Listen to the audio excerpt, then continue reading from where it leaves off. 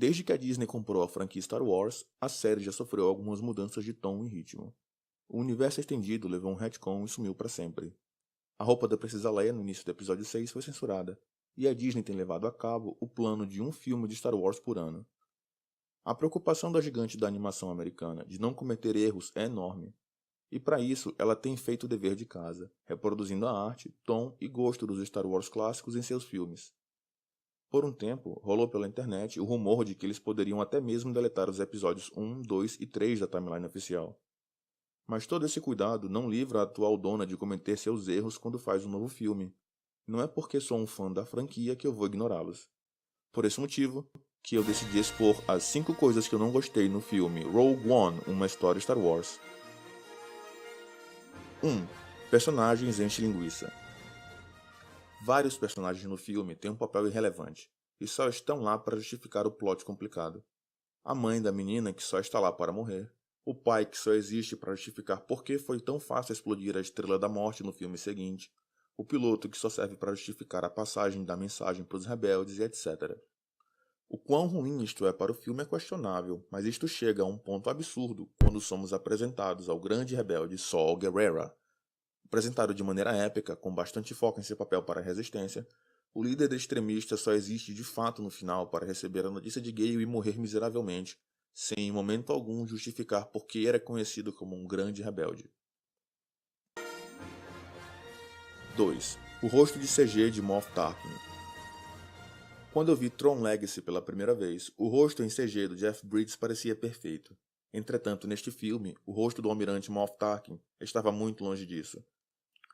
Parecendo ter sido retirado de um jogo recente da Ubisoft, o rosto se mexia de maneira nada natural, o que tirava bastante a atenção do filme, além de ser muito feio. Parece que a Disney resolveu seguir os passos de George Lucas e usar efeitos especiais irresponsavelmente. 3. Detalhes irrelevantes da plot. Assim como personagens foram usados como simples instrumentos de roteiro sem nenhuma personalidade, elementos de roteiro foram usados como simples prolongadores de filme, fazendo o filme ficar desnecessariamente longo para uma história tapa-buracos.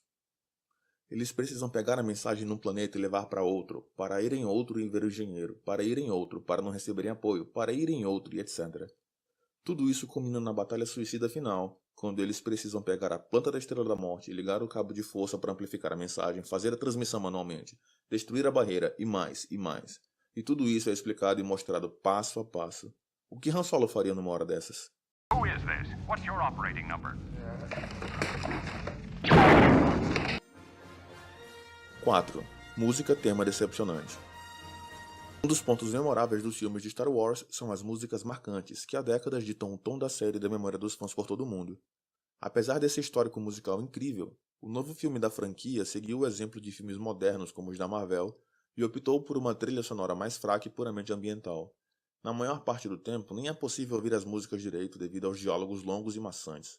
Os poucos momentos em que a música mostra algum peso é quando, em uma trilha do filme, toca um pedaço das músicas originais de Star Wars, sendo que de tão curto que isso é, me causou mais decepção que nostalgia. 5. O vilão. De todos os pontos que me pareceram errados nesse filme, o vilão foi talvez o pior.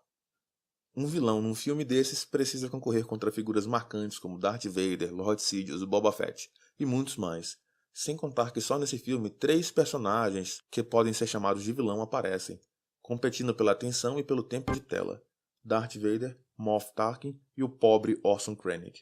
E nessa corrida, o último perde em todos os quesitos. A participação dele na história é no mínimo desnecessária e no máximo decepcionante. Do começo ao fim do filme ele é traído, ludibriado, leva tiros, estrangulado, perde o posto e é ameaçado pelos seus oficiais. Sua única cena de ação é um tiroteio genérico e sem graça no alto da torre de comunicação no fim do filme. Em seus diálogos, ele nunca mostra personalidade nem carisma, nem qualquer outra coisa que justifique ele ocupar o posto de vilão do filme ao lado do Sith deficiente físico. E assim, o fim do personagem parece mais uma metáfora do que vai acontecer com esse vilão, ser vaporizado para sempre da memória dos fãs de Star Wars sem deixar nenhuma marca. Estes foram os pontos fracos do filme a meu ver, mas não acho que o que eu falo é a verdade absoluta das coisas.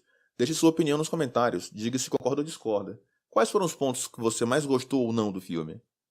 Não se esqueça de deixar o seu like e de se inscrever no canal para receber notificações de mais vídeos como esse. E apesar de tudo isso, eu gostei bastante desse filme.